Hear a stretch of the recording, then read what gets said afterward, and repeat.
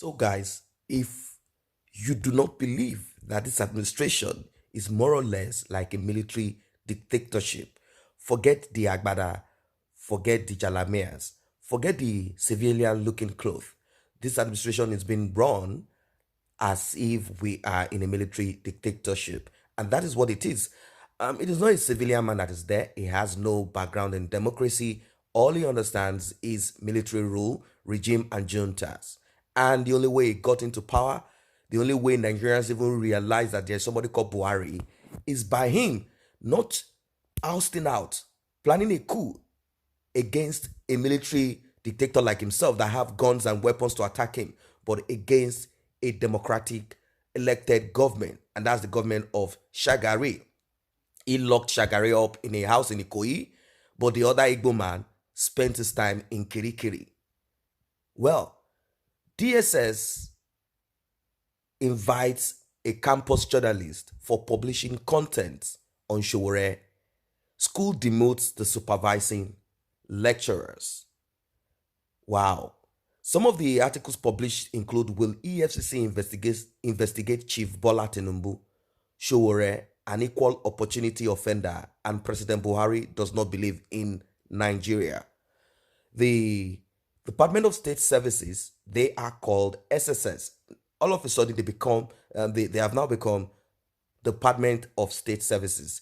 They invited editor of a campus newspaper at Gateway ICT Polytechnic, Ogun State, Nigeria. The name of this young man is called Ayola Babalola, for interrogation over the publication of certain contents on Omoyele Showore. The campus newspaper had recently published articles demanding good governance and obedience to the rule of law in Nigeria. Some of the articles published include: Will EFCC investigate Chief Bola Ahmed Tinubu, like I told you guys earlier, Showore, an equal opportunity offender, and President Muhammadu Buhari does not believe in Nigeria.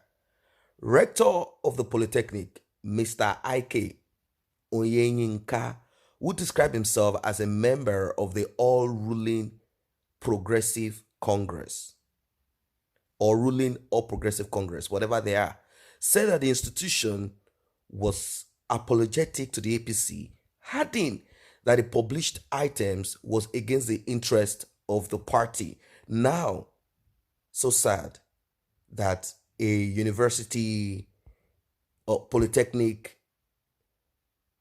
rector that is not supposed to be partisan when it comes to upholding the tenets of education, the institution that is in charge of, has now become partisan. It is about party. Oyeyinka went ahead to demote the supervising lecturer of the campus newspaper, Mrs. Salami O.A., who subsequently resigned from the school. She lost her job. In his words, he said, "I have sacked the lecturer in charge.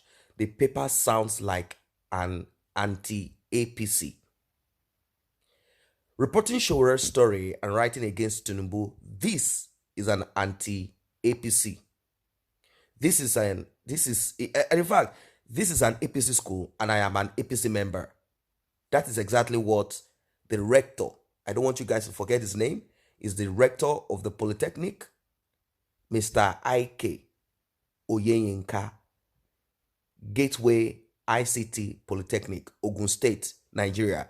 The reason why I said you should take note of these names is because this same dude might end up becoming a politician, governor of Ogun State, senator representing some west, north, east, south of Ogun State or central. You know what these things are. So keep tab on names like this. So Mr. Ike Oyeyinka said that school, ICT, Polytechnic Ogun State, is an APC school. I never realized that APC has schools, university, polytechnics, tertiary institutions. Never have I heard this before. But this rector said APC school, and I am an APC member. Before they sack me, I will sack her first. That is what the rector was quoted to have said, according to Campus News Tracker Nigeria. Campus News Tracker NG. That is what he said. Before they sack me, I will sack him. I sack her first. Now, I'm not saying people should lose their job as a result of this and that. As you know, the system is not positioned in a way. But then, how can the system be positioned in a way if people do not speak and stand firm? Why have we become traitors to ourselves? I'm not saying people should lose their job, because Nigeria is not a country where when you lose your job or for one reason or the other you don't have a job, the government supports you. That is called social assistance. I know that is not there. The only time they assist, supposed assist, so-called assist, is when election time is coming and they give those old women thugs, they give the thugs guns and some few money, give them phone number, direct calls to them in case police arrest them, so they can ask them to release the thugs, or the police loses its job, or they give some packs of noodles to these old women so they can come out to vote. Then they share 1,000 naira, 500 or 200 naira, or give them two pieces of onions and had one indomie on it. It is shameful. It is this. In fact, when I look at that country, if I just do not understand. It's like there is something wrong. Like it's like there is a curse working on them. But then when I looked more close, I realized that there is no curse. It is just like a lackadaisical attitude of a lot of people for many time, for a very long time. It's like you leave a building, a structure for a while, it begins to crack. When you don't work it, you don't work the system. That is how it turns out to be. If everyone had stood up, lent their voices to the struggle, just like Nnamdi Kanu and Omoyele Sowore and many other activists, some of them are old now.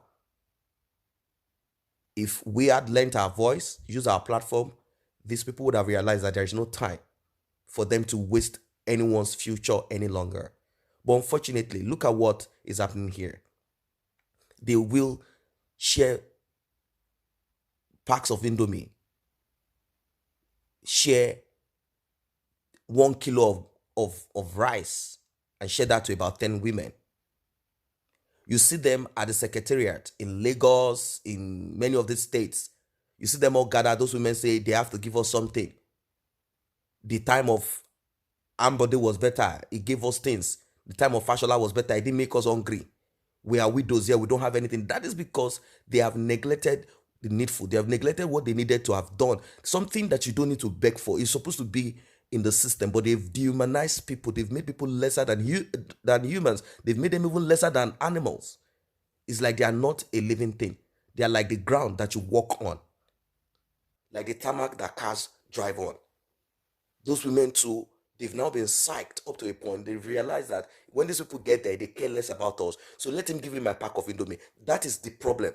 If no one gets a pack of Indomie, if everybody says, and say, I'm not taking a pack of Indomie, if you mess up, we will tear you down. I don't think there is enough guns that will stop. Is it 150 million? Or the 200 million that they are lying that we are all in Nigeria? Whatever the number is, it is not possible. Let us say we are going to have some Judas, some saboteurs. The saboteurs will just be 10%. The rest of us are more than them. What a pity. So while many thought that the issue had died down in that university, the DSS on Sunday called Babalola, asking him to make himself available at the Remo North office for interrogation on the matter. What is freedom of expression? He wrote, and he has a right to write. But this is in fact, a lot of people will regret. Not because the previous administrations were anything better, but because we have not demanded for good governance. Because many people are traitors, they are saboteurs. Many people they are evil. Typical. There are a lot of typical Nigerians. I know we have exceptional ones. They are very evil inside of them. They are suffering, and yet they don't want anything around them to grow. So that is why they support tyranny. They are used as tools. We know that there are some people that have been disenfranchised. There are some people that hunger have been used as a weapon to brainwash them. They say a hungry man is an angry man. I thought when people are hungry, they will be angry at the system and fight the system. But unfortunately, they give them a few droppings. They eat and they support these criminals. Babalala, who is now a graduate of the institution, posted the invitation on his Facebook page. He wrote, I was just phoned by the director of SSS, Raymond North. He requested for an interrogation tomorrow. So, guys, that's just what it is. This is just one of those things just happening now. Well, we'll see how this turns out to be. What a shame. But I will advise, suggest, ask that we all lend our voice to the struggle. Use your platform. Let these people, you see, there is strength in numbers. Don't just sit behind Omoyele Sowore, Nnamdi Kanu, or any of the activists like the Jaden Ojo or the rest of them that are there. Many of them. Don't sit behind and say all hail, all hail, all hail. Mazi Nnamdi the savior, Sowore the hero, the Jaden Ojo the lion. What about you? Are you a coward? Everyone is born to fulfill one thing or the other in life. Use your platform. Your platform might be your legs, your hands, your mouth. It could be your YouTube. It could be anything. Use your platform. Let these people realize that tyrants cannot continue. Nepotism cannot continue. Corruption cannot continue. It's not just about Buhari. It's about the previous governments and what is happening now. Do not forget, these people, they have their children abroad with foreign citizenship. You are the one that have to go on the boat trying to travel abroad. Their children have foreign citizenship bought for them. They don't work abroad. They live in one of the best places in Europe, in America, in Canada, where even the citizens of those countries cannot live in. They spend money. Their parents have packed private jets there that these children used to travel all over. You are there. Well, that's just what it is for now. I think I've spoken much about this. If you're not a member of this channel, let us grow together by you simply tapping on the subscription button and the red notification icon bell below, so you'll be notified for whenever our videos are uploaded. And for those who are already a member of this channel, I say a very big thank you for the support.